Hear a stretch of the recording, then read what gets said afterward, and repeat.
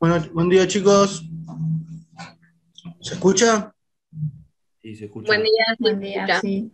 Buen día, profe, sí te escucha. Hola, Buen día. Buen día, profe. hola. ¿Se escucha?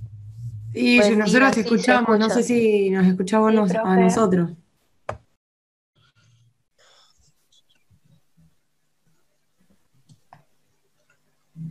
Hola, ¿ahí se escucha?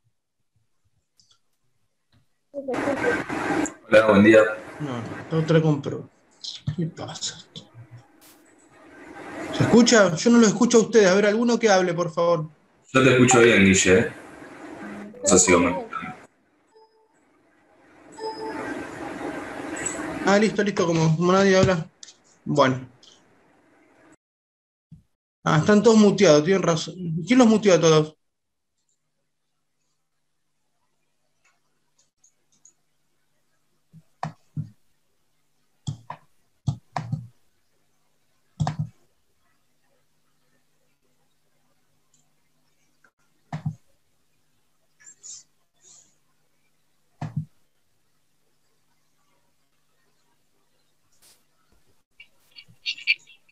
Yo no sé por qué los muteé a todos. Es raro, porque la otra vez habíamos arrancado y no los había muteado. A ver, desmutense, chicos, ustedes, a ver si pueden. Ahí Ahí está. está, profe. Hola, Sí, profe. se escucha, Pero no profe. Hola, los profe. escucho. Hablan, pero no los escucho yo. Profe. Tengo un problema de audio yo. A ver si lo puedo resolver.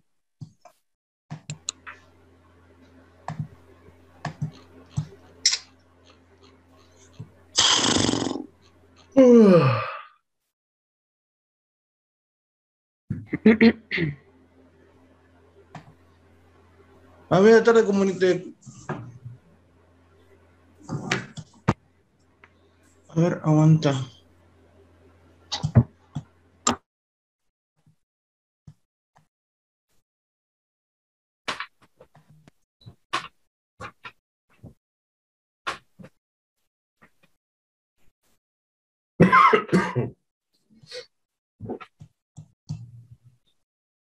A ver, ahora chicos, alguno que hable, por favor. Hola. Hola. ¿Me escucha, profe?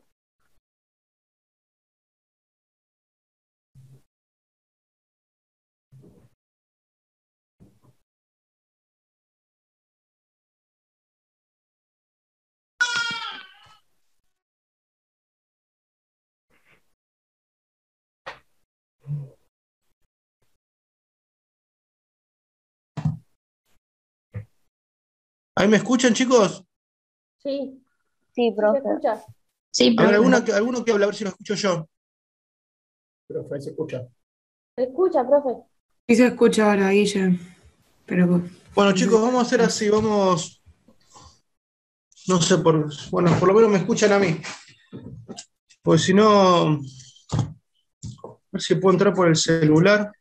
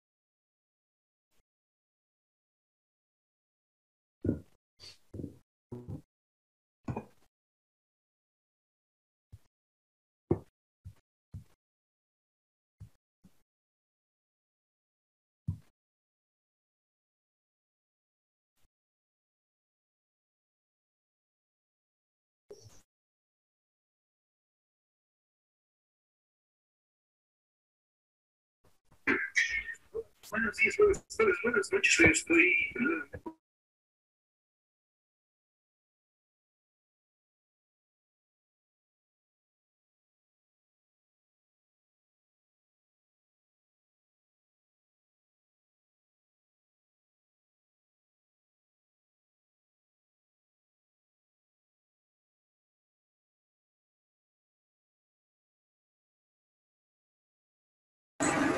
Ahí no te estamos escuchando, Guille.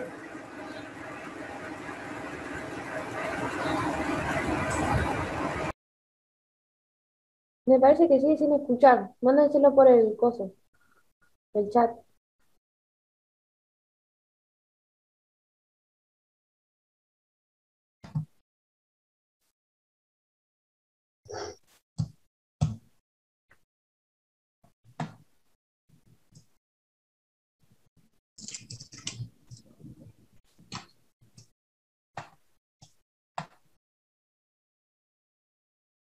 A ver, ahí vamos y lo arreglo, esperen.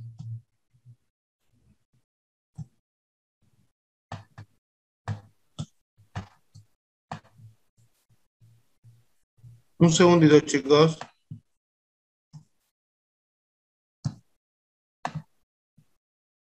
Ah, ya está, porque.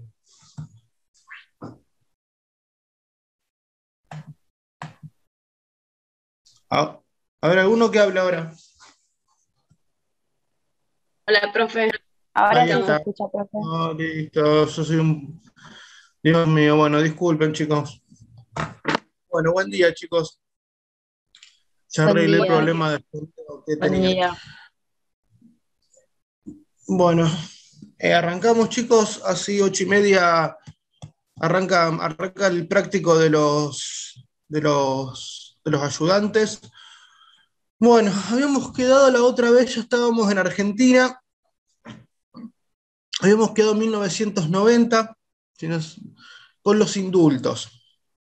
Por lo tanto, entonces repasando, aquellos delitos flagrantes cometidos contra la humanidad, contra el derecho internacional de los derechos humanos, ejercido por esta dictadura de 1976, 1983, primero se lo quisieron perdonar ellos, después lo juzgaron, después que lo juzgaron hubo una amnistía, dos leyes de amnistía, ley de evidencia penal y ley de evidencia de vida, y después los que habían sido condenados en los juicios de la Junta fueron indultados en 1990. Por lo tanto, había una impunidad total. ¿Qué significa la amnistía, chicos? La amnistía, cuando un delito es amnistiado, y por un principio constitucional, que está en nuestro artículo 18, es que no, una vez cerrado un caso, no se puede volver a investigar el mismo delito. El non bis in idem. Si ya uno recibió su condena y fue amnistiado, ese delito queda perdonado, no puede reabrirse la causa. Es una garantía constitucional que tenemos nosotros. Está como personas de a pie. Nosotros nos investigan, no sé, por robar un celular y nos dicen que y nos sobreseen, o sea, nos dicen que no tenemos nada que ver, y al año nos vuelven a abrir la causa y nos dicen que somos culpables porque apareció una nueva prueba. Mala suerte. ¿Estamos? Es una garantía que tenemos los ciudadanos. Reconocer el artículo 18 de la Constitución. Por lo tanto, no se pudieron abrir más causas. Bueno, pero ¿cómo se destrabó esto? Primero se empezó a destrabar por una cuestión técnica jurídica, que fue el tema del robo de bebés. Porque la supresión de identidad y el robo de bebés no fue un delito que fue amnistiado en 1986 y en 1987. Estamos. Si bien abuelas de Plaza de Mayo y madres de Plaza de Mayo siempre hablaban de sus nietos desaparecidos o que estaban en cautiverio o que habían sido adoptados ilegalmente por familias o habían sido dados en guarda a terceras personas sin el consentimiento, obviamente, de la madre que lamentablemente después terminó desaparecida, y de los familiares, que serían los abuelos, los padres, nunca se daba el consentimiento. Entonces, supresión de identidad y robo de bebés empezó de vuelta otra vez a desfilar muchos militares en los banquillos. Estamos, porque este delito no había sido amnistiado. Habían sido amnistiadas las torturas, no se hablaba de genocidio, pero sino todo lo que fuese torturas, asesinatos, muertes, eso había sido amnistiado. El robo de bebés no. Por lo tanto, se abrió una nueva forma, una nueva manera, una nueva ruta, un nuevo atajo para otra vez volver a enjuiciar a esta gente. Imagínense que Videla, si no me equivoco, ya en 1997 vuelve a la cárcel por el tema del robo de bebés. El Congreso en el año 2002 dicta también una ley de nulidad de las leyes de obediencia debida y punto final. Bien, pero ¿qué pasó antes? ¿Por qué? Porque de alguna manera nosotros tratamos de ver el porqué de esta decisión. ¿Qué pasó en 1994, chicos? ¿Alguien sabe? Una reforma de la Constitución. Una reforma de la Constitución muy rara, que después la vamos a ver, totalmente lisérgica. ¿En qué sentido? Que lo único que quería el que planteó la necesidad de la reforma, que era el presidente de ese momento, Menem, era la reelección. No quería otra cosa. Era lo único que quería su reelección. Por lo tanto, obviamente que no tenía las mayorías necesarias para imponer los 2/3 de la totalidad de los miembros de Cámara como exige para declarar la necesidad de la reforma. No había forma, no tenía esos 2/3, Menem. Por lo tanto, empezó a presionar con una consulta popular para que le habilite la reelección. Entonces, el radicalismo en ese momento estaba comandado políticamente por Alfonsín, sabe que iba a perder por lejos. Había encuestas que hablaban de más del 75% de apoyo para la reelección de Menem. Entonces decide, si bien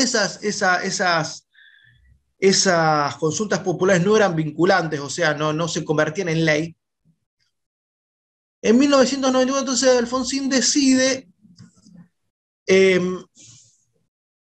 juntarse con el justicialismo, con el menemismo, y celebra el llamado Pacto de Olivos. El Pacto de Olivos es una serie de condiciones que pone en la reforma constitucional el radicalismo. Entre ellas, por ejemplo, que haya un tercer senador por la minoría, el jefe de gabinete, la constitucionalización de los partidos políticos, de los derechos electorales. También impone los derechos los derechos que ahora vamos a hablar de los tercera generación, que son los derechos del consumidor, del medio ambiente sano. De alguna manera, lo único que querían ver era la reelección. Entonces el radicalismo y la oposición enriquecen y pactan votar esta constitución con la reelección a cambio de también que se revean algunos derechos. Y entre esos puntos del Pacto de Olivos hay algo, entró por la ventana el 75, inciso 22, que era darle rango constitucional a los tratados de derechos humanos, a 22 tratados, a 12 tratados de derechos humanos que se incluyeron con la misma jerarquía que la Constitución. Entre estos tratados de derechos humanos enumerados, tenemos el Pacto de San José de Costa Rica o la Convención Americana de Derechos Humanos, que va a ser la llave después para obtener la reversión de estos fallos, para declarar la nulidad de la ley de obediencia debida y punto final, para declarar y que obviamente se vuelvan otra vez a reabrir estas causas, y hoy en día hay más o menos 1.200 detenidos por tema de lesa humanidad en todo el país. ¿Estamos? Pero acuérdense, está lo jurídico y está lo político. Ya para el año 94, después del año 95, tenemos un ejército totalmente debilitado, que lo único que sirve, que Menem lo único que hizo fue darle una tarea mínima, eliminó el servicio militar obligatorio, o sea, los dejó en la lona, sin fondos, sin presupuesto. Por lo tanto, el ejército no pasó ya a ser una amenaza para la democracia. ¿Estamos? Hoy en día es más importante, tiene más fuerza de choque la policía bonaerense que el ejército. ¿Estamos? Por lo tanto, ante ya un una ala militar debilitada, ya fue más fácil imponer la parte política y jurídica sin que volvamos a hacer el 86 o el 87. Por eso, chicos, ustedes son chicos, los derechos humanos no se inventaron en el 2003. ¿Estamos? Los derechos humanos vienen de son anteriores, y después de la dictadura hubo mucha gente que peleó por esos derechos humanos, ¿está? Y no se inventaron en el 2003. Sino que en el 2003 hubo todo un proceso, una política de Estado que es importante siempre en apoyo de la reivindicación de estos derechos humanos, del juicio a los genocidas. Pero no es que lo inventaron ellos, ¿ok? Yo porque a veces hay una confusión ideológica, ¿está? Que obviamente abriendo cualquier libro de historia, esto no es que yo soy de un lado o de otro, cualquier libro de historia, todo esto tuvo un principio y fue mucho más dura la batalla en 1983 ante un ejército fuerte, un ejército que se levantó 2 veces con 2 azonadas militares importantes, haber juzgado a las juntas. Después, obviamente, es interesante que haya una política de derechos humanos que apoye todos estos juicios. Si bien acuérdense que los juzga es un poder independiente, el poder judicial, ¿ok? Pero está bueno que haya una política de Estado en pos también de la reparación económica de los detenidos desaparecidos. Todo eso es perfecto, me parece bárbaro. Pero tengan en cuenta que los derechos humanos no se inventaron en el 2003, ¿ok? Bien. Abran un libro de historia y se dan cuenta. Más allá que es muy importante lo que pasó después de 2003 porque hubo una política de Estado en pos de que estos crímenes fuesen resueltos y fuesen juzgados. También hubo una transición entre el año... ¿cómo se dio esta transición? En 1995...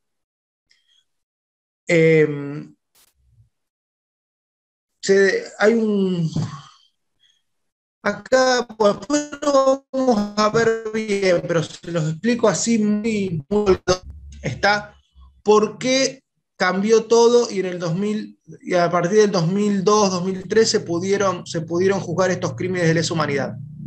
Primero, por la irrupción de la 75-22 en la Constitución. ¿Por qué? Porque el 75-22 permitió la constitucionalización de la Convención Americana de Derechos Humanos, que le otorga competencia a la Corte Interamericana de Derechos Humanos.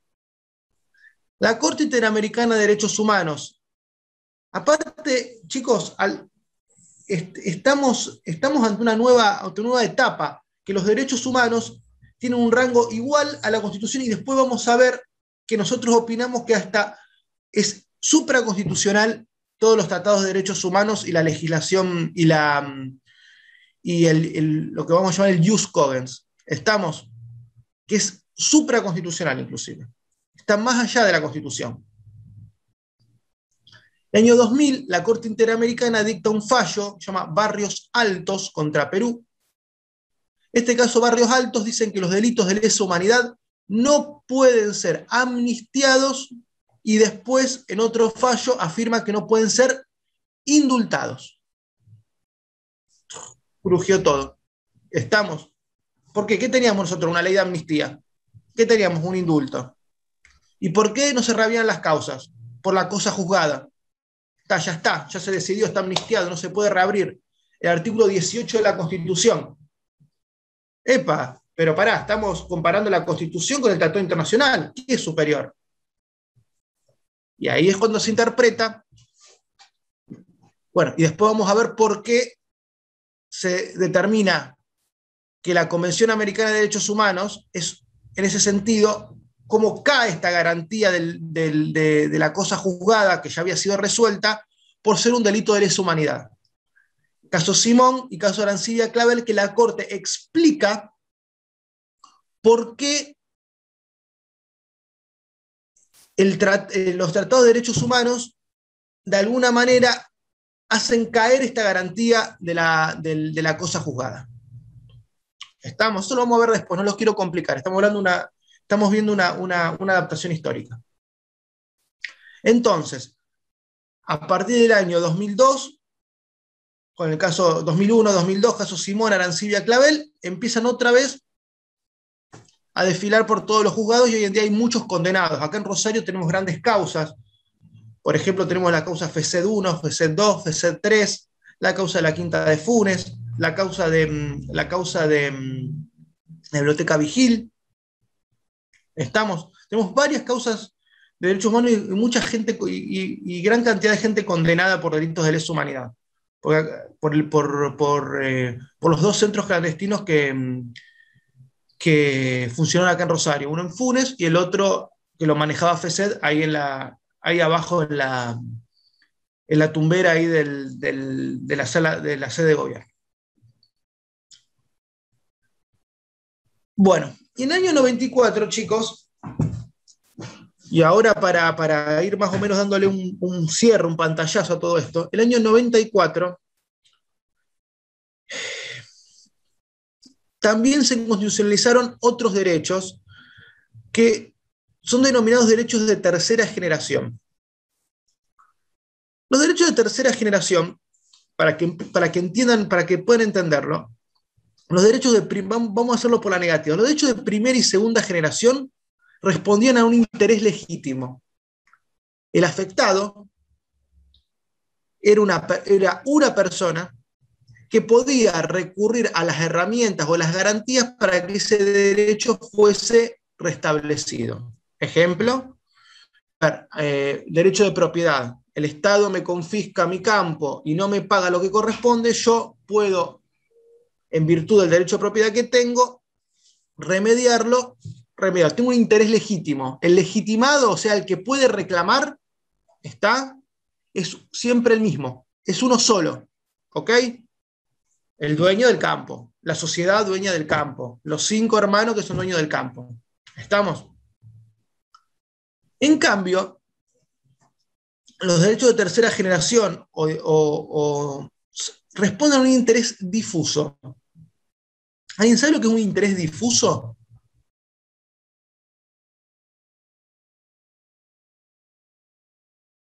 ¿Qué le suena? Poco claro. No se sabe. ¿Qué estaría poco? O sea, difuso es poco claro, pero ¿qué sería lo poco claro? Que no hay un solo beneficiario Exacto, no está claro quién es el beneficiario del derecho. Entonces hay una comunidad, un grupo que es al cual le vulneran su derecho. Eso es un interés difuso. No se puede identificar a una persona, sino que es un grupo, una ciudad, un pueblo, un barrio, una manzana. Estamos los que consumen determinado producto, los clientes de Falabella. ¿Me entienden, chicos? Son los derechos del consumidor y los derechos del medio ambiente, a un ambiente sano. ¿Estamos? Por ejemplo, si alguno es de algún pueblo, hoy en día hay un fallo que fue revocado ahora por el tema de las fumigaciones cerca de los ejidos urbanos. Estamos. Ahí hay un interés difuso, porque si hay una fumigación aérea a menos de 200 metros del pueblo, el beneficiario es todo el pueblo. Por más que haya alguna persona especial que pueda tener una enfermedad o una malformación por el glifosato, por el Roundup, toda esa porquería que tiran en los campos, que está bien, es lo que hace también que la soja valga hoy en día $600 de tonelada. O sea, estamos, obviamente que yo no soy de esos. Dice, no, lamentablemente es el avance de la tecnología, pero obviamente tiene que existir una protección para las personas que viven cerca de las zonas fumigadas. Tiene que existir una protección. O prohibir las fumigaciones aéreas o fumigar de otra manera. Nadie dice que no se utilice el Roundup porque obviamente es algo que se utiliza en todo el mundo y es lo que ha hecho crecer la producción argentina de soja o de cualquier otra oleaginosa por las nubes. Y hoy en día estamos alimentando al mundo con eso. Nadie está en contra de que no se fumigue, pero tiene que haber una protección a las personas que están ahí adentro. Y lo mismo los consumidores y usuarios. Fíjense que a veces estos derechos, por ejemplo, a ver, los derechos de consumidor y usuario, hay veces, por ejemplo, que uno va a agarrar una tarjeta de crédito y ve que le descuentan 1 peso con 75 por un seguro de vida obligatorio de... ¿Quién se va a poner a hacer un juicio por 2 pesos? Nadie. Pero capaz que hay, no sé, 200.000 personas que son clientes del Banco Galicia que le descontaron indebidamente esos 2 pesos. Entonces, estos derechos difusos, además, tienen la característica de que pueden ser representadas las personas por organismos, ONG, organizaciones de defensa del consumidor, ONG medioambientales. También muchos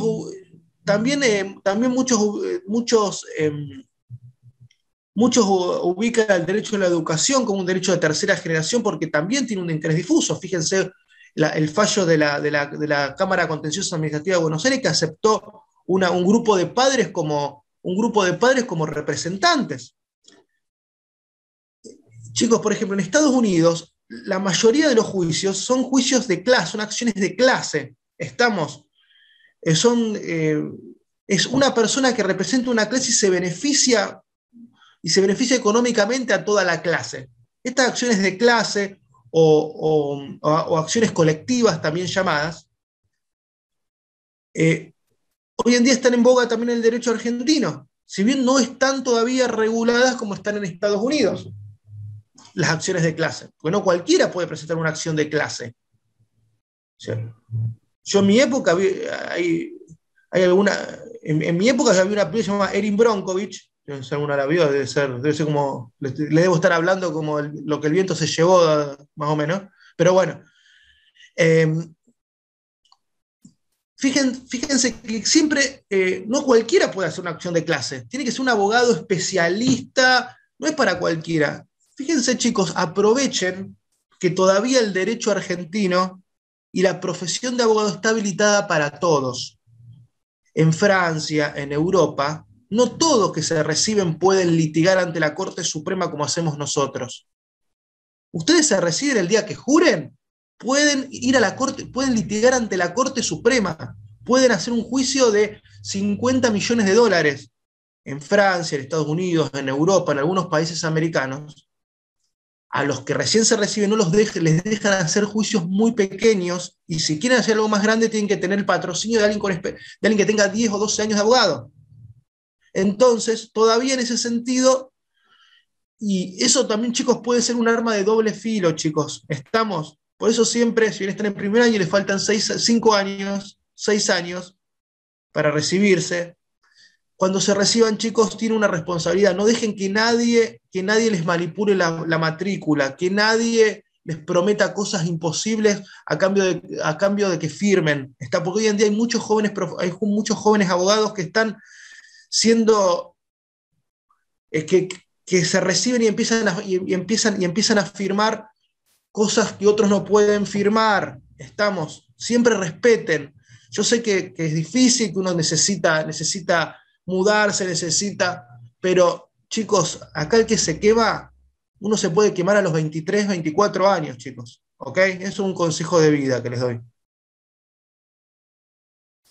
Porque hay muchas personas sin título que necesitan a que alguien les firme, y obviamente aprovechan, sobre todo jóvenes abogados que recién se reciben, y bueno, y después terminan quemados en las compañías de seguro, en todos lados. ¿Ok? Por eso, quiéranse. Bien, no sé por qué vino todo esto, pero bueno, siempre... Bueno, entonces, estos son los derechos de tercera generación. Acuérdense que lo que responden es a un interés difuso. ¿Qué es un interés difuso? por oposición al interés legítimo, es cualquier persona que esté dentro de una clase o de un grupo afectado en sus derechos. Por ejemplo, y esto se realiza a través de amparos colectivos. También en el año 94 se constitucionalizó el derecho de amparo, que hasta ahora que no existía en la Constitución, sino que era una creación jurisprudencial. Y también se constitucionalizó el habeas corpus, que es una garantía de la libertad, que tampoco, si bien se aplicaba pretorianamente, tampoco figuraba en nuestra Constitución.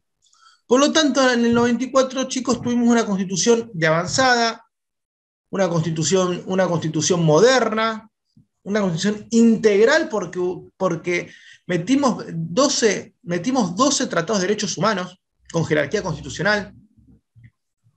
Y esos tratados de derechos humanos no es que nos sirvieron para cosas muy importantes. Y hoy en día también sirven, porque fíjense, en la Corte, en el fallo último, habla del derecho a la educación y copia la declaración, y copia tratados internacionales de derechos humanos. Está garantizado en los tratados. Hoy todo está garantizado en los tratados, chicos, de derechos humanos. Y va más allá la reforma del 94. No solamente, fíjense la diferencia. Hay tratados, a ver, no tenemos tratados. ¿Qué es un tratado? Es una convención que hace Argentina con otros países, de cualquier tema. Comercial, de reconocimiento de cualquier cosa es un tratado. Cuando un país celebra un convenio con otro, es un tratado. Después del artículo del año 94, todos los tratados son superiores a las leyes. Cualquier tipo de tratado. Por lo tanto, si nosotros tenemos un contrato, nosotros, por ejemplo, en el derecho laboral, también forma parte de nuestro derecho laboral todas las convenciones de la Organización Internacional de Trabajo. Entonces, a veces es superior a nuestra ley. O sea, se subvertió todo el derecho. Tenemos ley, tratado, constitución. De los 17.000 tratados que debe haber firmado Argentina, un pequeñísimo porcentaje es sobre derechos humanos. ¿Estamos? Pero a ver, chicos, el principio general es que los tratados son superiores a las leyes e inferiores a la Constitución. Pero la excepción son ciertos tratados de derechos humanos que están enumerados en la Constitución, en el 75, inciso 22, que tienen la misma jerarquía que la Constitución. Por lo tanto, cuando se les pregunte cuál es la jerarquía de los tratados, el que me dice que son iguales a la Constitución, le apago el Zoom. ¿Estamos? Son superiores a las leyes e inferiores a la Constitución. El principio es ese. Hay excepciones. Acuérdense, chicos, en derecho, primero se tienen que decir los principios, no las excepciones. Es una regla fundamental. Si nosotros cuando nos hacen una pregunta empezamos por las excepciones y no por el principio, estamos rompiendo la lógica jurídica. Primero el principio y después las excepciones. ¿Está? Imagínense que yo les pregunto, bueno, a ver, les pregunto, profesor tributario, ¿qué es el IVA? Y el IVA no lo pagan los que compran pan. Porque está, no, pará, decime qué es el IVA primero, no me digas cuáles son las excepciones. ¿Ok? Entonces, tratado superior a las leyes y inferior a la Constitución. Excepción. Un segundito.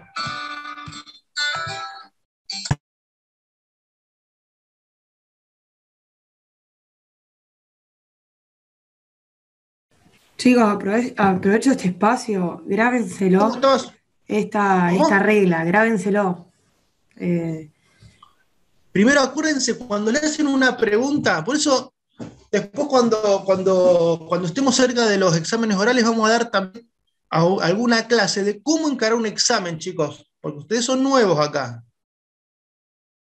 Con el escrito uno escribe, dice pelotudeces, pero bueno, ya está, uno se saca de encima, se cansó la mano, chao, se fue, listo. En cambio en el oral uno pone la cara, uno se le ven los gestos. Entonces, ese es el principio de jerarquía de los tratados. Es algo fundamental, que es algo que siempre pregunto yo. Si alguno ve algún examen mío... Dios.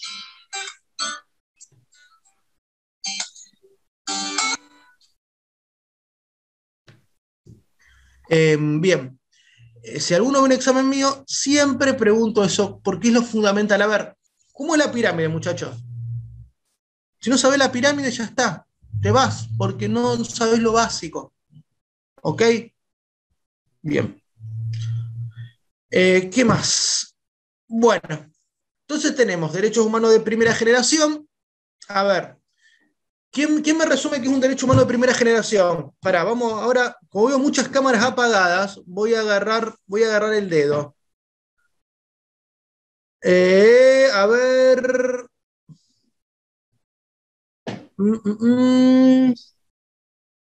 Juano Benítez. ¿Juano? Juan o Joaquín, no sé cómo se llama. Juan, sí, profe. A ver, ¿qué es un derecho humano de primera generación, Juan? ¿Qué te pareció? ¿Qué te quedó? No prendan la cámara que tiene apagada, no los voy a llamar igual.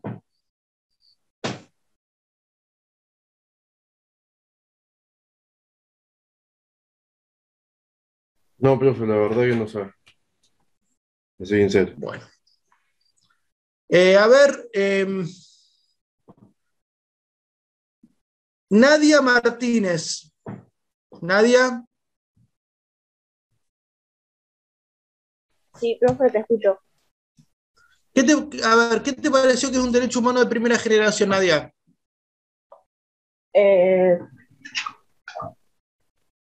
No sé. ¿Cuáles son? ¿Puedo decir yo, profe? No. No, porque habíamos hablado de no apagar las cámaras, usted está en su derecho de apagarlas, yo estoy en mi derecho también de preguntarles. ¿Te los digo? O sea, los que creo que son. A ver, tiramos una reflexión, a ver de qué te quedó de todas las clases que vimos, que es un derecho de primera generación, cuáles son, qué responden, en qué constitución fueron reconocidos. Tengo como libertad, igualdad, libertad de culto y legitimidad, ¿puede ser? Bien, escúchame, ¿y en qué constitución, en dónde fue reflejada? ¿En qué constitución? ¿De qué año? Eso no sé. Chicos, nuestra primera constitución. Estamos en la ABC, muchachos, por favor, pilas. Nuestra primera constitución, derecho humano de primera generación. El año 1957, 1949, 1957 se incorporan los derechos de segunda generación, derechos sociales, políticos, económicos. Estamos. Y en la Constitución 94 se constitucionalizan los partidos políticos, los derechos de tercera generación, las garantías constitucionales. Pónganse las pilas, chicos, por favor. A ver. Profe, ¿te puedo hacer una consulta? Sí, por favor. ¿Cuál sería el principio de los de la primera generación? Vos hablabas de principio. Claro, si vos me preguntás a mí, así como preguntaste recién, ¿yo qué te tengo que responder? ¿Cuáles son o qué son? Yo te pregunté, ¿qué son los derechos humanos de primera generación? Como no me contestaron nada, a ver, ¿cuáles son? Te estoy tirando como una soguita. Estamos, para que, aunque sea me lo enumeres, si no me puedes dar un concepto. ¿Yo qué te diría? Los derechos. ¿Cuál sería el concepto? Eso quiero, como que me quedó, no lo anoté. Sí, los derechos primera generación son los derechos son los derechos liberales, que tienen como fin poner un freno al Estado. Entonces, nosotros hicimos toda la historia de por qué surgieron estos derechos, del absolutismo. Entonces, con la Revolución Francesa, hablamos de la Revolución Francesa, hablamos de ponerle un freno al Estado, de y la Constitución como elemento para ponerle este freno al poder estatal, para otorgar derechos a los habitantes y para organizar el Estado, la división de poderes, hablamos. Eso es el constitucionalismo clásico, los derechos de primera generación. Propiedad, igualdad. El Estado no se mete, fuera el Estado de acá. ¿Está? Nosotros nos podemos autogestionar. Solamente garantizarnos los derechos y dejarnos de joder. Esos son los derechos humanos de primera generación. Los derechos segunda de generación, ¿qué pasa? Espera, acá hay un problema. Está bien, somos todos iguales, sí, pero hay gente que yo trabajo y estoy ganando 2 pesos con 50 y el otro no hace nada y está ganando 1000. ¿Qué pasa? ¿Cuáles son mis derechos? ¿Por qué yo no puedo tener? Entonces yo necesito más derechos. Entonces son los derechos del trabajador, los derechos sociales. Y ya un Estado que no es más un Estado gendarme que vigila nada más, como en la primera generación o el constitucionalismo clásico. No un Estado gendarme que deja hacer y solamente se para ahí y mira, sino que un Estado intervencionista, que interviene en la economía, interviene en la balanza económica. Fíjense, uno de los principales paradigmas son las empresas públicas, las empresas estatales que empiezan a surgir en base a estos derechos humanos de segunda generación, a este constitucionalismo social. Y allá el Estado empieza a intervenir a través de las empresas, con empresas estatales. Esto sucedió en Europa, sucedió en Argentina, ferrocarriles, aviones, fábricas de estrategia como hierro, todo eso eran de acero, eran todas estatales, como Somisa, uno que sea de San Nicolás, que conoció lo que fue Somisa, o lo que fue Aluar, que era la fábrica de aluminio que está en el sur. O sea, todas las industrias estratégicas, los ferrocarriles que fueron hasta el año 94, hasta el año 90,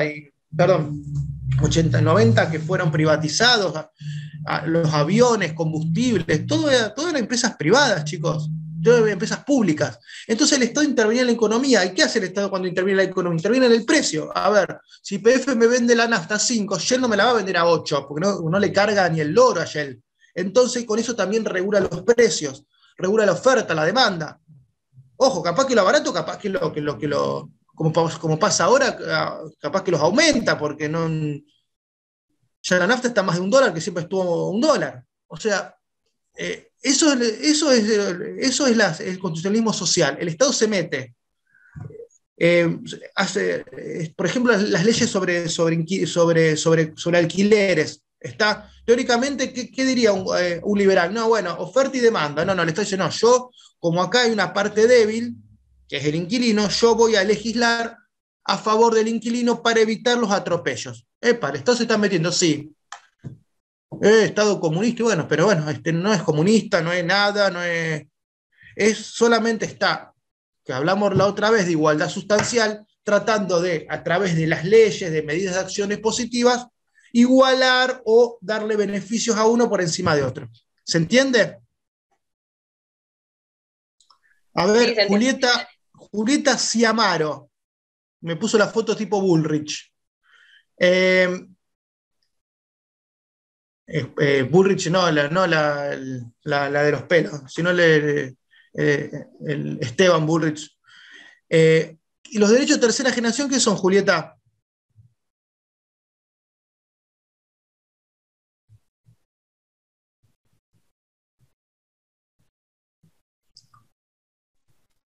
Bueno, chicos, tratemos. Yo no voy a obligar a nadie a poner las cámaras, pero el que se conecta por conectarse no suma. ¿Estamos? Yo no soy su papá, no soy de la policía, nada. Es beneficio de ustedes, chicos. Y una falta del respeto al profesor. Por lo menos quiero el que apaga la cámara, pero yo sé que está ahí presente atrás, aunque esté capaz haciendo otra cosa y escucha el nombre, pero otra cosa es prenderlo y no hacerlo. Por favor, chicos, respeten al profesor, respeten el trabajo mío, traten de prenderla. Si no la quieren prender por X motivo, no la prendan, pero estén ahí atrás, chicos, por lo menos, estén ahí atrás escuchando. ¿Ok? Profe. Sí. Acá estoy. ¿No son los de paz mundial? Los de mantener, los de paz mundial, o sea, de mantener un ambiente sano. Son los derechos que protegen los intereses difusos. Estamos, bueno. Bueno, chicos, ya con esto terminamos la parte histórica. Ya el lunes vamos a arrancar con el programa. Seguramente vamos a arrancar con los elementos del Estado para ver dónde estamos parados, dónde se aplica el derecho constitucional, etc. Y después vamos a empezar con la parte filosófica. Les pido por favor que lean, que empiecen a leer, ¿ok? Empiecen a tomarse en serio esta materia y leerla un poco, para no venir tan... Hay algunos que tienen, que se ve, yo tengo todo leído. Los de las cámaras, chicos, los dejo a su criterio, como diría una filósofo, los dejo a sus criterios. ¿Estamos? Hagan lo que quieran con la cámara, pero se anota el que participa, se anota el que me apaga la cámara, se anota el que yo lo llamo y me contesta a los 5 o 6 minutos, o no me contesta, todo se anota, chicos. Y después el día de mañana, de alguna manera con conceptos se va a premiar. No quiero empezar a tomar lista, chicos, ¿ok? Porque la verdad que no quiero parar 15 minutos de esta clase tomando lista, pero bueno, algunos profesores la están empezando a tomar, otros no. Yo trato de que lo solucionemos entre nosotros a esto. Pero acuérdense, no están obligados a prender las cámaras. Igual todavía no hay una resolución de la facultad. No sé, Santiago, no creo que no hay ninguna resolución todavía con el tema de las cámaras. No, por eso. No. Pero bueno, pero lo que les pido, que si están en negro y yo los llamo, estén ahí. ¿Estamos? Porque... Una última pregunta. ¿Cuándo se hicieron los derechos de primera generación? ¿En qué año fue? A ver, los derechos de primera generación surgen como lucha después de la Revolución Francesa, las primeras constituciones europeas, norteamericanas, de alguna manera de ponerle freno al poder absolutista del Estado, al poder colonialista, y garantizar derechos fundamentales que en ese momento no tenía, porque eran caprichos del rey, como la igualdad, la libertad y la legalidad. La legalidad es que cualquier cosa que se imponga sea a través de una ley, ¿estamos? Y esa ley que no la elige, que no la vote caprichosamente el juez, que cada uno tenga sus representantes que voten las leyes. Esos son este derecho de primera generación, o derechos liberales, o constitucionalismo clásico, que se llama. ¿Por qué? Por ese momento lo que exigía el contrato constitucional, lo que exigía, lo que querían todos eran eso. Entonces se luchó por eso. Después se desmadró un poco, revolución industrial, otros reclamos, y el derecho constitucional se tuvo que adaptar, ayornar. Entonces empezaron a constitucionalizarse los derechos de segunda generación. ¿Estamos? Y después también, otra vez, posguerra, todo lo que estuvimos hablando, hay una doble, por un lado, los derechos de tercera generación, que son medio ambiente, consumidor, derechos de intereses difusos, pero también está el tema de la constitucionalización, la globalización de la Constitución, que después vamos a hablar del neoconstitucionalismo, de una constitución omnipresente, una constitución que de alguna manera supervisa todo el ordenamiento jurídico de verdad, que se entromete en el ordenamiento jurídico privado y público. Fíjense, chicos, por ejemplo, que hasta la última reforma del Código Civil, que fue el año 2015, si no me equivoco, en el Código Civil no aparecía la palabra Constitución. Busquen en el Código Civil de Vélez Sarsfield, que fue reformado por Borda en 1968.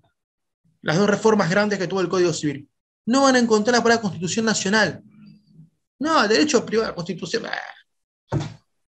No, son estos derechos privados, esos son todas cosas políticas. A mí no me interesa, decían los privatistas. Estamos. Hoy en día, léanse el artículo 1 del Código Civil y ya más van a ver por qué cambió todo. ¿Está? Que habla de fuente del derecho civil, la Constitución Nacional y los tratados internacionales. Ahí ya te cambió todo. Ahí ya te cambió todo. ¿Por qué?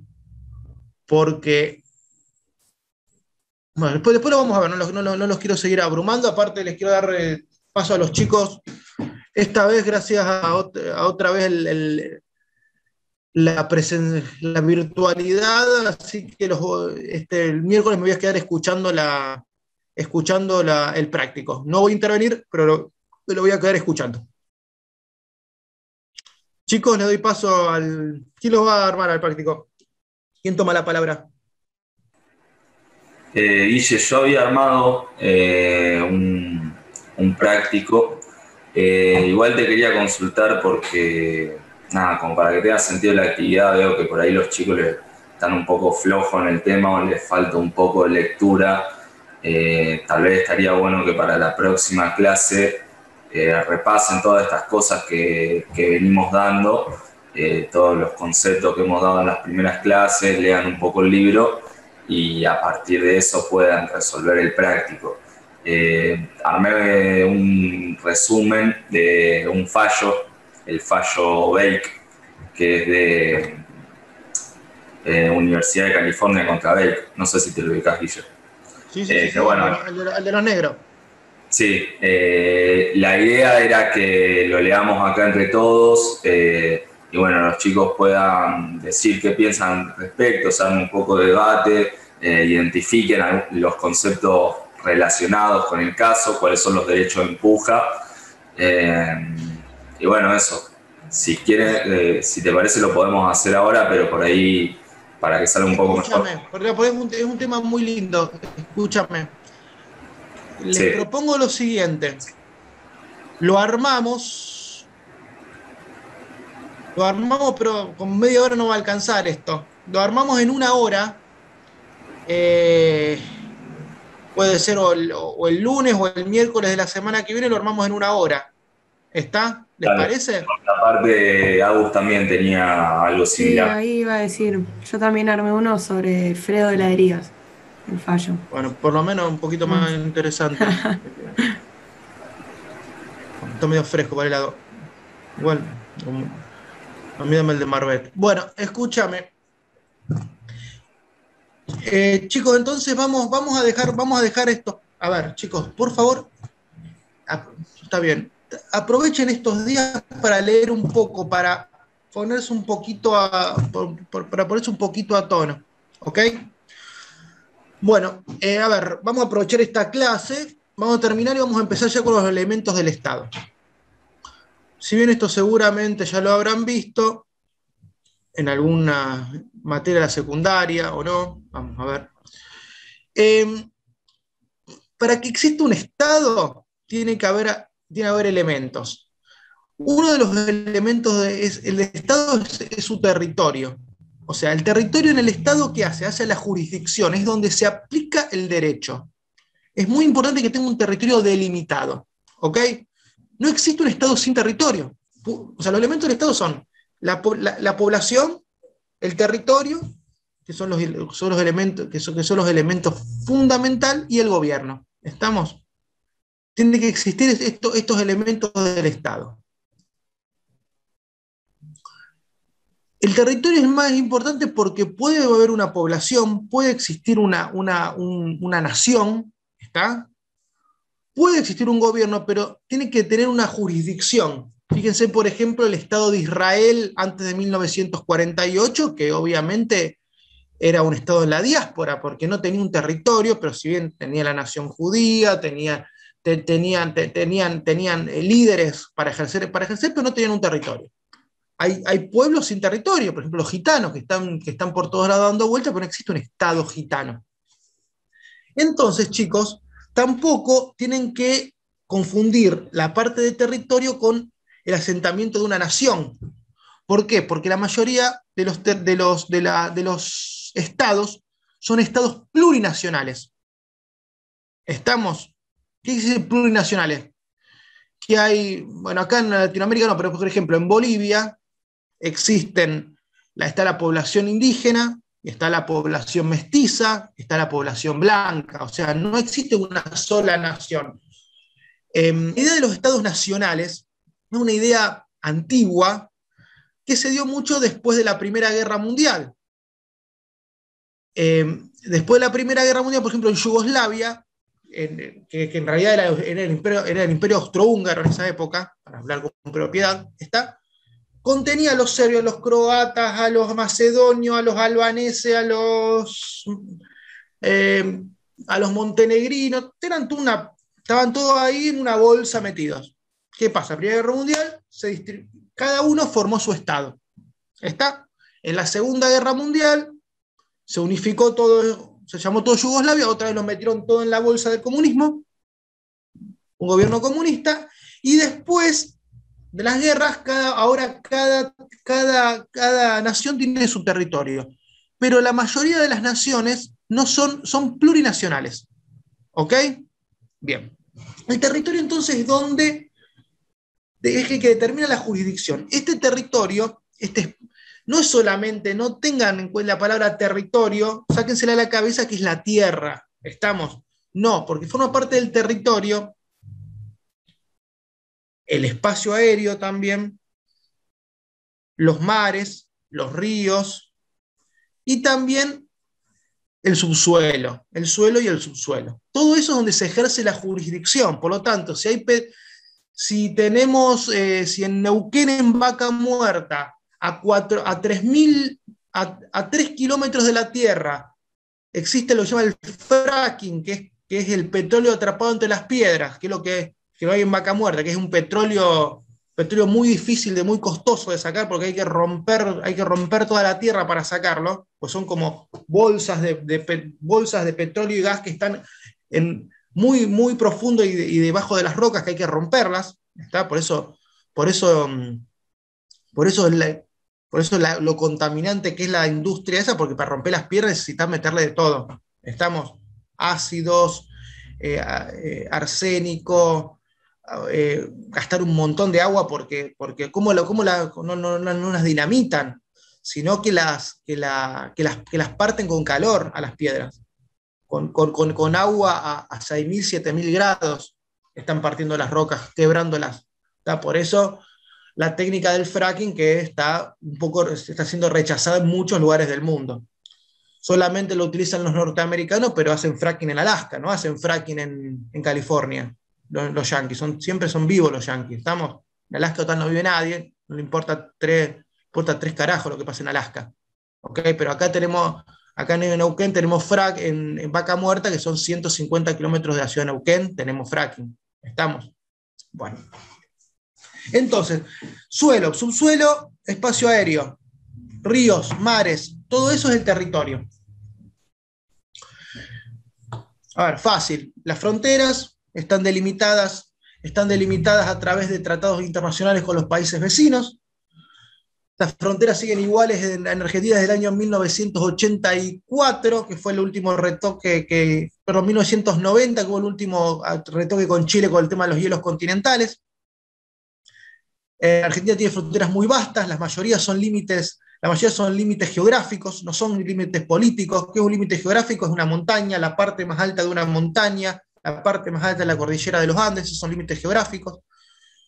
También, por ejemplo, con Paraguay son los ríos los que nos dividen, con Uruguay también. Con Bolivia tenemos una frontera política. ¿Estamos? Bien.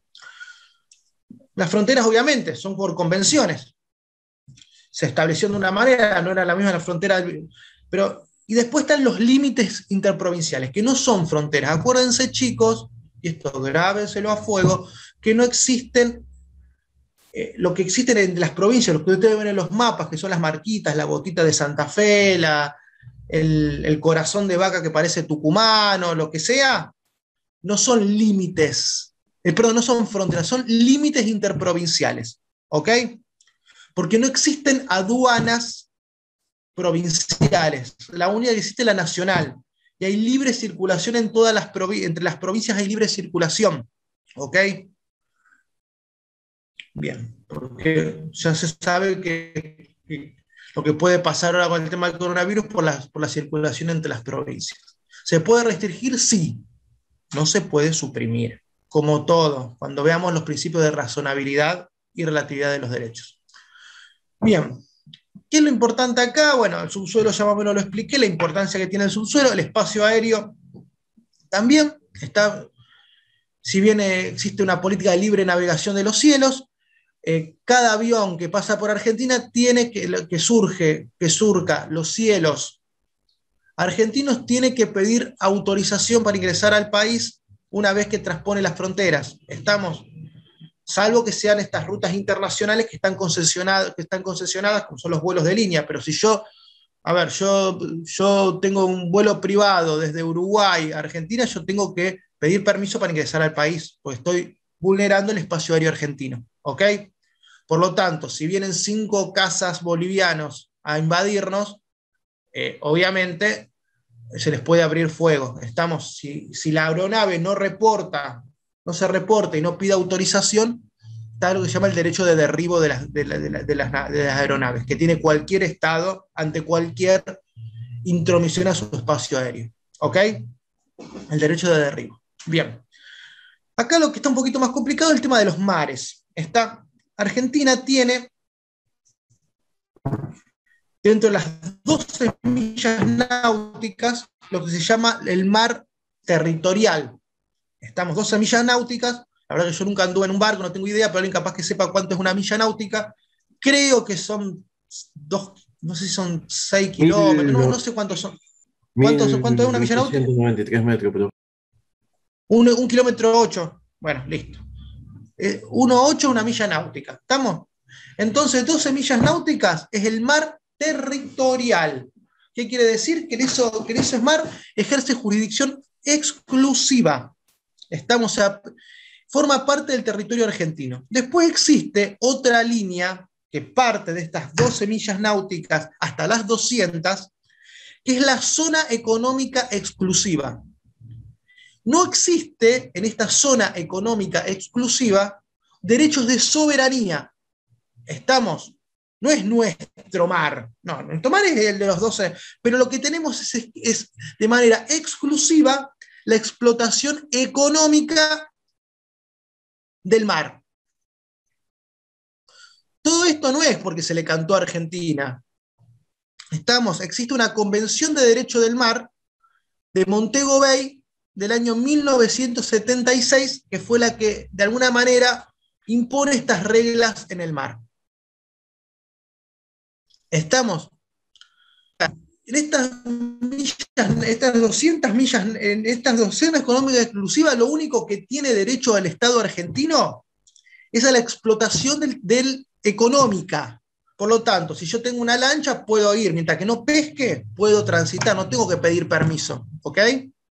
Sí tengo que tener permiso y tener la licencia cuando pesco. Bueno, ¿qué pasa? Que además no solamente la zona económica exclusiva, bueno, son recursos muy importantes, chicos. Son recursos importantes, todavía no están totalmente sobreexplotados. Ya alguna vez el mundo dentro de 100, 200 años ya no va a haber más animales que comer y vamos a estar comiendo krill todos, olvidate, va a ser cool comer krill, ¿ok? Como sushi de krill vamos a comer. No vamos a comer más ni merluza ni pescado, vamos a comer krill, que es como una hormiga marina. Eso es lo que vamos a terminar comiendo. Pero que primero comamos la hormiga de tierra. Bueno, entonces, o vamos a comer balanceado como los perros, que yo creo que eso es lo que vamos a terminar haciendo entre 100 y 150 años. Bueno, entonces,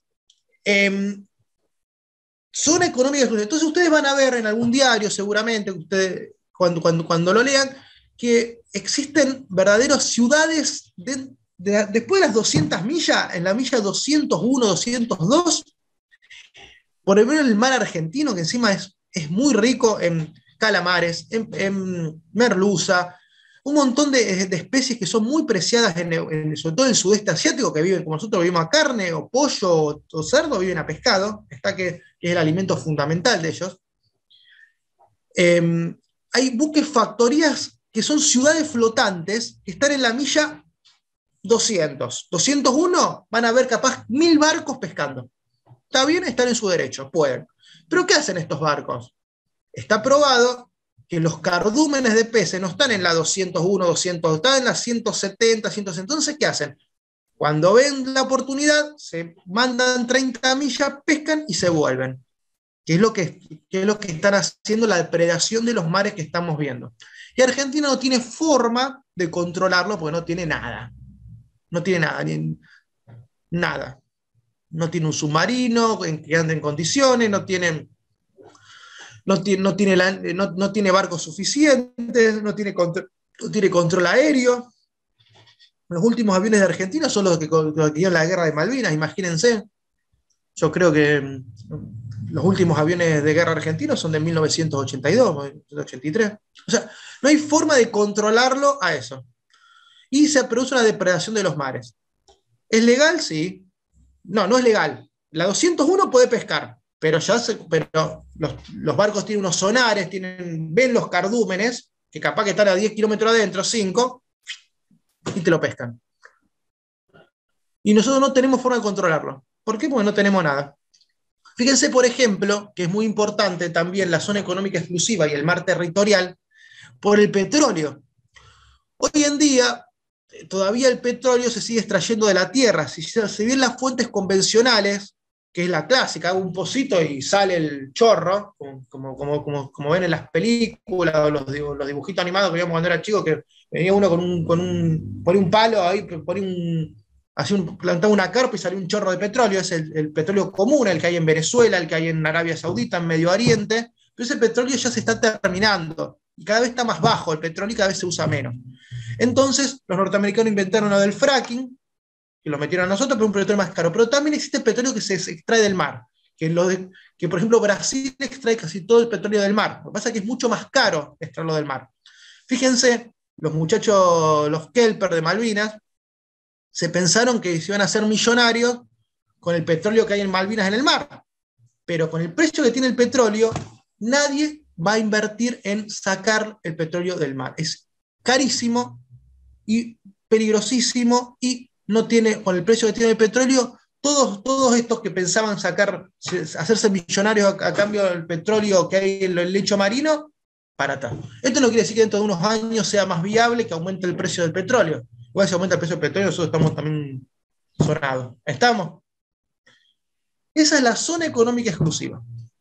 ¿Se entendió, chicos? ¿Vamos entendiendo? Sí, profe. Bien. Bueno, vamos ahora, sí. ¿Alguien me preguntó algo?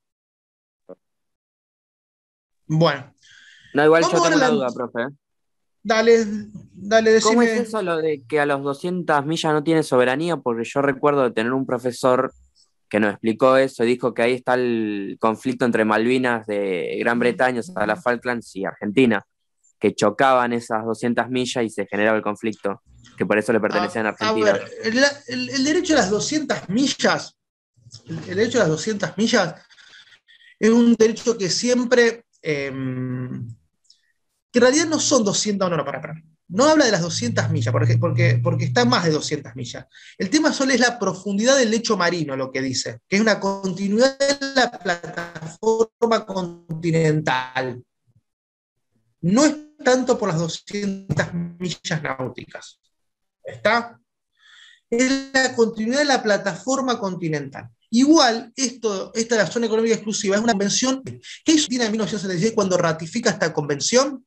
Dijo que era solamente con efectos económicos, y esto no implicaba la renuncia a los derechos de soberanía de Malvinas. Pero igual lo de Malvinas, si bien está el tema de la plataforma continental, eso yo creo que es el argumento menor. Yo creo que el argumento mayor que tiene Argentina es que es la continuidad, que es la continuidad de las posesiones españolas, y hubo una posesión española en 1800, hasta hubo un gobernador español de las Malvinas, o sea, una continuidad de las posesiones españolas que asumió la República Argentina después de disuelto el Virreinato del Río de la Plata. Por lo tanto, ahí yo creo que está el kit de la cuestión. No tanto por el tema de las millas náuticas, de la plataforma continental, etc. Se estableció 200 millas náuticas porque imagínense que hay algunos países, por ejemplo Chile, que baja abruptamente y los 200 metros de profundidad están ahí nomás. En cambio en Argentina como es toda una meseta, tarda en llegar mucho a los 200 metros de profundidad. Y ahí, ese es uno de los argumentos de las Malvinas, entre otros que existen. Bueno, ¿qué pasa con la Antártida, chicos? A ver, ustedes han sido mal educados con el tema de la Antártida. La Antártida forma, la Antártida, la parte de la Antártida Argentina, ¿forma parte de la Argentina o no? ¿Qué opinan? Una porción, creo que hay un tratado de todos los países que tienen ahí, están ahí cerca de Antártida, tienen una porción que no me acuerdo la medida. Bueno, ahí está el tema, no tiene una porción de nada. La Antártida no es una pizza, ¿ok? No tienen porción de nada. Es un continente donde existen reclamos de soberanía, pero el Tratado Antártico de 1967 suspendió todos los reclamos de soberanía, sino que lo que hay es un derecho que tienen los países. Algunos lo tienen por cercanía, como Sudáfrica, Australia, Chile, Argentina, otros por descubrimiento, como Noruega, porque el primero que llegó al Polo Norte fue un noruego. Inglaterra, fueron dos que competían, Scott y Amundsen, que llegaron, uno creo que se murió justo un día antes, que era la expedición que fue la que descubrió la Antártida. Por eso Inglaterra tiene posesiones, tiene reclamos sobre la Antártida. Cada uno reivindica una parte de la Antártida, pero no hay derechos de soberanía. Se aplica solamente el Tratado Antártico, que dice que la Antártida solamente los únicos derechos que son con fines científicos. Y hace poco la habilitaron habilitaron la navegación con fines turísticos, pero a muy baja escala. O sea, cuando ustedes van cuando está el crucero de la Antártida, ese que es famoso, que hace Malvinas, que da una vueltita por la Antártida, no paran en la base Marambio, bajan, se toman, desayunan y se vuelven. No se puede bajar en la Antártida solamente por fines científicos, nada más, y climatológicos, nada más. ¿Ok? No existen derechos de soberanía, sino reclamos, que hasta ahora, por tanto, es una estupidez decir que la provincia de Tierra del Fuego se llama Tierra del Fuego, Islas Malvinas y Antártida Argentina no. La Antártida Argentina no forma parte. ¿Ok? En algún momento, por ejemplo, la Luna. ¿Alguien sabe cuál es el estatus jurídico de la Luna? ¿Alguien tiene idea de quién es la Luna? No, de nadie. Es de todos, es un patrimonio de la humanidad la Luna. ¿Vamos? Claro, pero yo lo que decía es que no es de nadie en específico, no es que. Sí, ya sé, sí, la Luna no es de nadie. Igual yo soy de los escépticos que creo que fue todo un show lo que hicieron ahí en la Luna, pero bueno, cada uno opina lo que quiera. Pero bueno, la Luna es patrimonio de la humanidad. Hay un tratado internacional que declara que por eso el que te vende un territorio a la Luna es un chanta. Pero a uno le compra una parcelita a la Luna para hacerse una casita, bueno, en algún momento. Bueno, eso en cuanto al territorio, chicos, ¿ok? También hay cuestiones especiales, por ejemplo, hay un tratado especial sobre el régimen del Río de la Plata, porque el Río de la Plata es un río que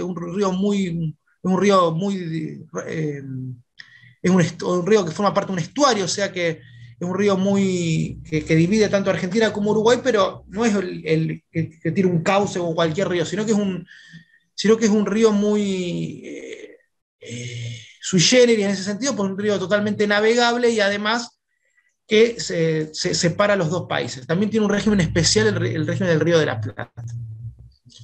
Eso es lo único que tienen que saber de territorio. Después tenemos, chicos, la población. ¿Cuánto me quedan? 5 minutos. Bueno. Entonces, acuérdense que Argentina, vamos ahora a Argentina, nosotros tenemos una población multiétnica, multicultural. Nosotros tenemos pueblos originarios, que si nosotros vamos a la Constitución, artículo 75, inciso 17, son preexistentes. Estos pueblos originarios, nunca los llamen aborígenes, son Llámenlo pueblos originarios, también se le puede decir indígenas, ¿está? Porque es un término aceptado por ellos también. Lo que nunca se le puede decir a los pueblos originarios es un aborigen. Por aborigen significa sin origen. ¿Está? Eso es lo peor que se le puede decir. La peor falta de respeto se le puede decir a alguien que sea de pueblos originarios. También tenemos una población impuesta por la colonización, y después tenemos otra población que llegó en la inmigración. Por lo tanto, somos un país multicultural, pluricultural, un país muy abierto al extranjero, donde los extranjeros que vienen acá se sienten bien, se sienten contenidos, porque somos países, la mayoría hemos sido extranjeros, nuestros abuelos han sido extranjeros en algún momento, y nos han inculcado el respeto por el extranjero. Tenemos una legislación muy abierta en el sentido de la incorporación laboral, del otorgamiento de visas, de permisos de trabajo. Fíjense también el tema de los estudiantes, los convenios con estudiantes. Hay muchos estudiantes extranjeros estudiando gratuitamente en la universidad pública. Por lo tanto, siempre hemos sido un país de puertas abiertas. Nuestro mismo preámbulo de la Constitución nos lo impone. Estamos. Es difícil ser extranjero en otros lados. Hay culturas como la europea que siempre repelen y repudian al extranjero. ¿Ok? Por eso, chicos, Argentina en ese sentido hay un país que no tiene discriminación de raza. Bueno, obviamente puede haber alguna que otra, pero anda a decirle, usar la palabra en Brasil preto, que es negro. Te agarran y te cagan y te revientan a trompadas. Porque es una ofensa. Acá, che, dale, negro. Acá no. Acá es visto, fíjense Cavani, por ejemplo, en Uruguay, la otra vez le dijo negro a una, pero no se lo dijo de manera peyorativa, sino como referido, y le metieron una multa. ¿Está? Por lo tanto, chicos, nosotros siempre hemos sido un país muy abierto al extranjero y mucho respeto al extranjero. ¿Está? Eso te lo puedo decir cualquier ahora que está una inmigración de venezolanos, colombianos, se sienten a gusto acá.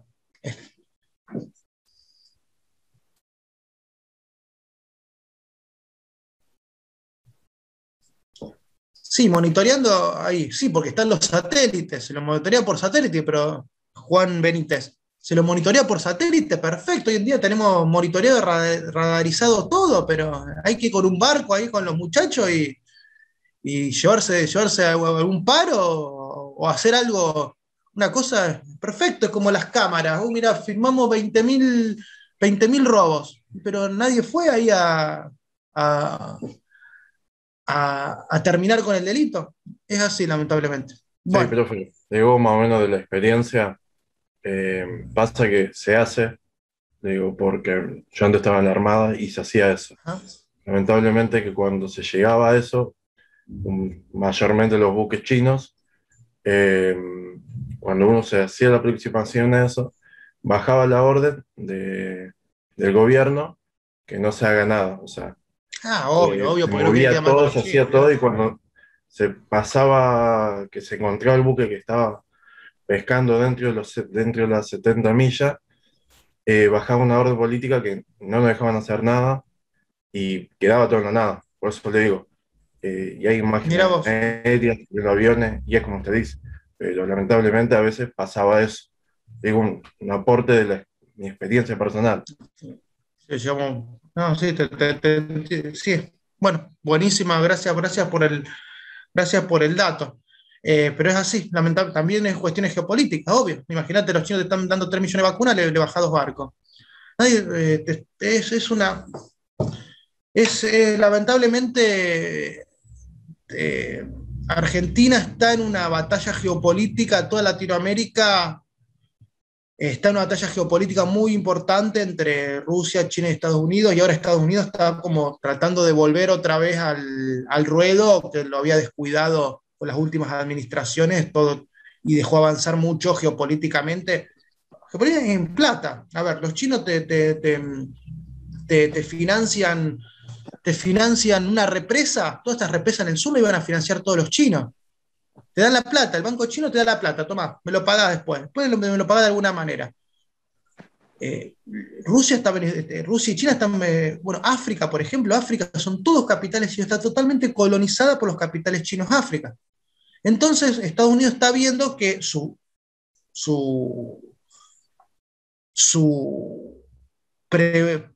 preponderancia mundial está totalmente amenazada por todos lados.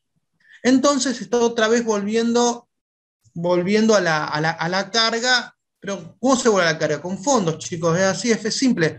Quiero financiar esto, bueno, acá tenés, tomá, te presto. Mirá, acá hay una inversión, tomá, acá tenés. Si no, obviamente vamos a terminar complicados todos en ese sentido. Pero bueno, es una decisión política, pero también hay muchos buques españoles también que pescan ilegalmente, de vez en cuando agarran a uno, pero bueno, es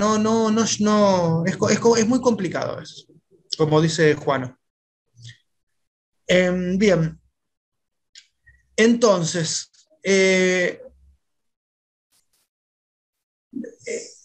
bueno, vamos a cortar porque ya son 59. Seguimos un cachito y armamos el práctico. Bueno, chicos, entonces, nos vemos el lunes. Lo de las cámaras, lo que yo les dije, hagan lo que quieran con las cámaras. A mí yo prefiero verlo porque sé que por lo menos están mirando acá y no están, está bien, uno capaz que no puede. En otras comisiones se está armando mucho lío con esto, yo no les voy a exigir nada, porque muchos dicen que consume más.